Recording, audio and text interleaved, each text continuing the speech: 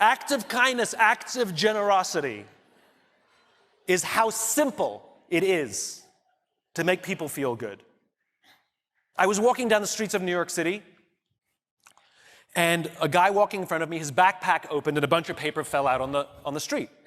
I didn't think much of it. I bent down, I gathered up the papers, handed them back to him, and pointed out that his bag had opened. Now, in our bodies, there's a chemical called oxytocin. Oxytocin is responsible for all the warm and fuzzies, unicorns and rainbows. It's responsible for all the warm feelings and connectedness we have with each other. Friendship, love. Huge amounts of oxytocin surge through a woman's body as she gives birth. This is what is responsible for the mother-child bond. Oxytocin binds human beings. There are many ways to get oxytocin. One of them is acts of kindness and acts of generosity. It feels good when we do something nice for someone. It feels good when someone does something nice for us. On this particular day, I did something for someone with no expectation of anything in return. I got a little surge of oxytocin. I felt good. He turned to me and he said, "Thank you. It feels nice when someone does something for us with no expectation of anything in return." He felt good.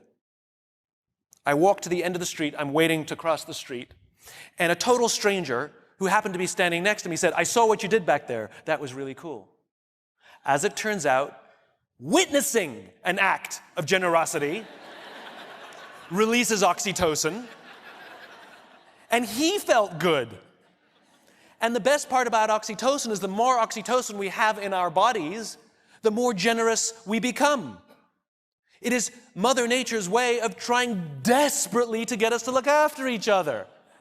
I can guarantee you that that man who witnessed what I did something nice for somebody that day simply because he saw someone do something nice for somebody that day. So what if we commit to do something nice for someone with no expectation of anything in return? Imagine what happens at work. Imagine what happens at home. Imagine what happens with our friends.